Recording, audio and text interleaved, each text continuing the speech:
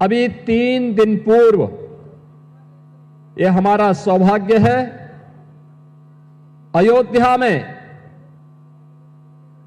प्रभु श्री राम के भव्य मंदिर के निर्माण में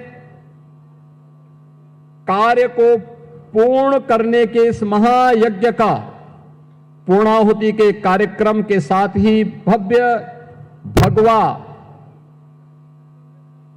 ध्वज का आरोहण श्री राम जन्मभूमि के भव्य मंदिर में प्रधानमंत्री जी के कर कमलों से संपन्न हुआ है।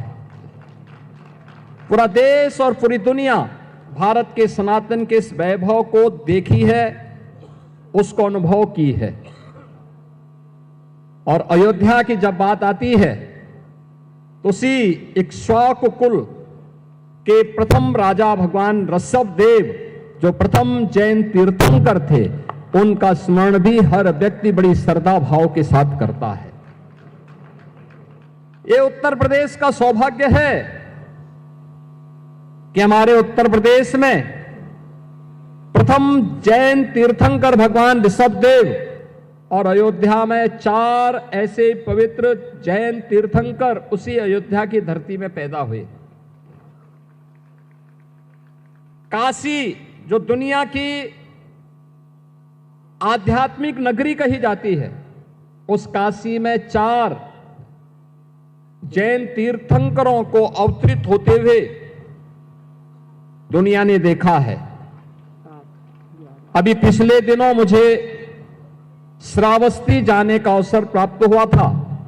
वहां पे बर्फ ही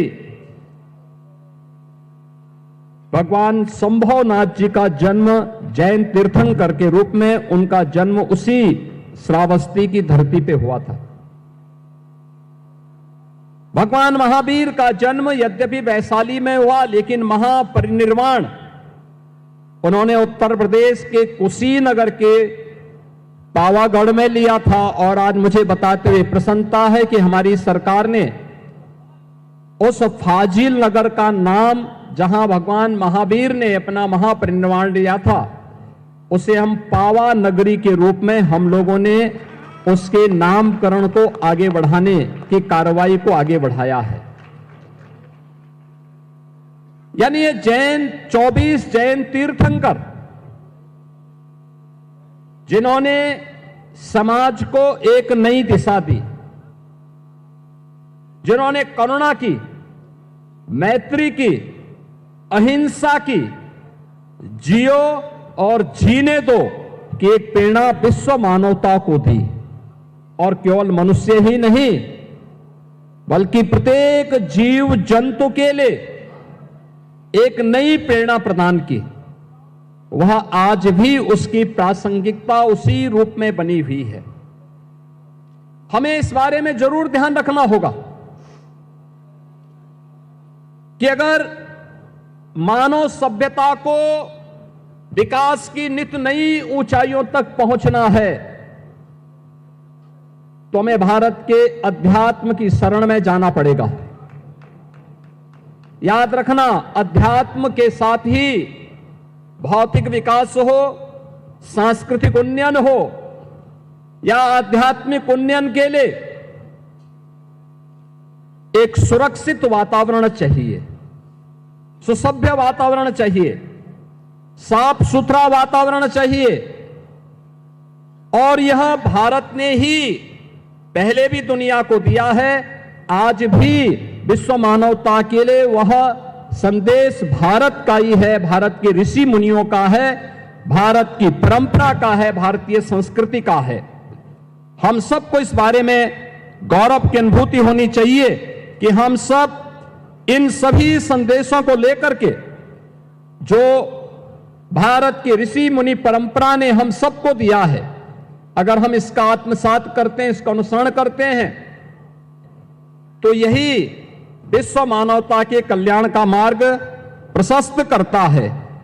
आप याद करिए, गत वर्ष जब प्रधानमंत्री मोदी जी ने उस समय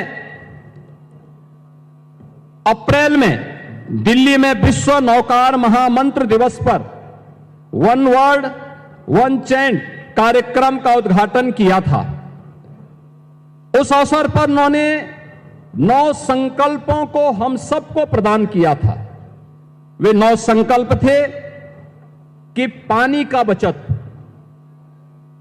दूसरा था एक पेड़ मां के नाम, तीसरा था स्वच्छता का मिशन, चौथा था वोकल फॉर लोकल, पांचवा था देश दर्शन, छठा था नेचुरल फार्मिंग यानी प्राकृतिक खेती, सातवां था हेल्दी लाइफस्टाइल यानी योग और खेल को जीवन में लाना, और नौवां था गरीबों के कल्याण के लिए, गरीबों की भलाई के लिए सदैव समर्पित भाव के साथ कार्य करना।